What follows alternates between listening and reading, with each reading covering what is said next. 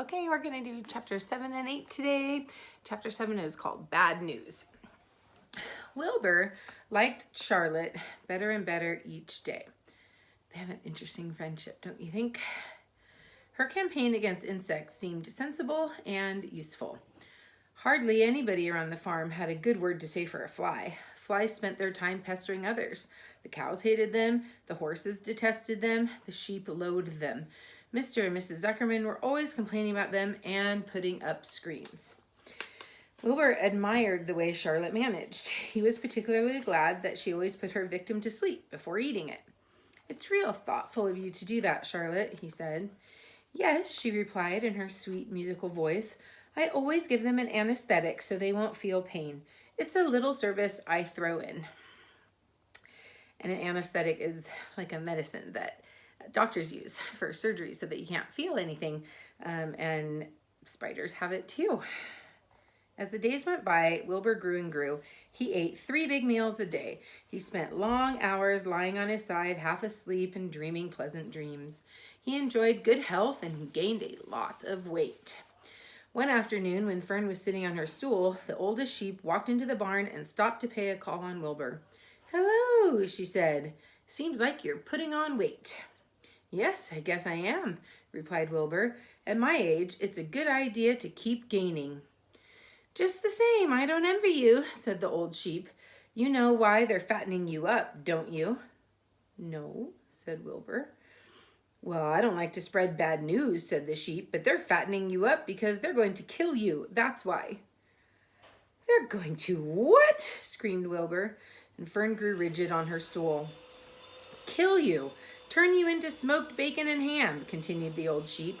"Almost all young pigs get murdered by the farmers as soon as the real cold weather sets in. There's a regular conspiracy around here to kill you at Christmas time. Everybody is in on the plot.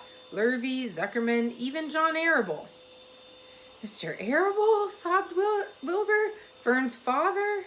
"Certainly. When a pig is to be butchered, everybody helps. I'm an old sheep, and I see the same thing, same old business, year after year. Arable arrives with his .22, shoots the... "Stop!" screamed Wilbur. "I don't want to die. Save me. Somebody save me." And Fern was just about to jump up when a voice was heard. "Be quiet, Wilbur," said Charlotte, who had been listening to this awful conversation. "I can't be quiet," screamed Wilbur, racing up and down. "I don't want to be killed. I don't want to die. Is it true what the old sheep says, Charlotte? Is it true they're going to kill me when the cold weather comes?" "Well," said the spider, plucking thoughtfully at her web, "the old sheep has been around this barn a long time, and she has seen many spring pig come and go. If she says they plan to kill you, I'm sure it's true. It's also the dirtiest trick I ever heard of. What people won't think of." Wilbur burst into tears. "I don't want to die," he moaned. "I want to stay alive right here in my comfortable manure pile with all my friends. I want to breathe the beautiful air and lie in the beautiful sun." "Well, you're certainly making a beautiful noise," snapped the old sheep. "I don't want to die," screamed Wilbur, throwing himself to the ground. "You shall not die," said Charlotte briskly. "What? Really?" cried Wilbur. "Who's going to save me?" "I am," said Charlotte. "How?" asked Wilbur. "Well, that remains to be seen, but I'm going to save you, and I want you to quiet down immediately. You're carrying on in a childish way. Stop your crying. I can't stand hysterics." And that's the end of chapter 7. Chapter 8 is even shorter, and it's called A Talk at Home. On Sunday morning, Mr. and Mrs. Arable and Fern were sitting at breakfast in the kitchen. Avery had finished and was upstairs looking for his slingshot. "Did you know that Uncle Homer's goslings had hatched?" asked Fern. "How many?" asked Mr. Arable. "7, replied Fern. "There were 8 eggs, but 1 egg didn't hatch, and the goose told Templeton she didn't want it anymore, so he took it away." "The goose did what?" asked Mrs. Arable, gazing at her daughter with a queer, worried look. "Told Templeton that she didn't want the egg anymore," repeated Fern. "Who is Templeton?" said Mrs. Arable. "Well, he's the rat," replied Fern. "None of us like him much." "Who's us?" asked Mr. Arable. "Oh, everybody in the barn cellar. Wilbur and the sheep and the lambs and the goose and the gander and the goslings and Charlotte and me.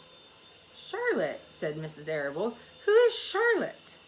Well, she's Wilbur's best friend. She's terribly clever. What does she look like? Asked Mrs. Arable. Well, said Fern thoughtfully, she has 8 legs. All spiders do, I guess. Charlotte is a spider? Asked Fern's mother. Fern nodded.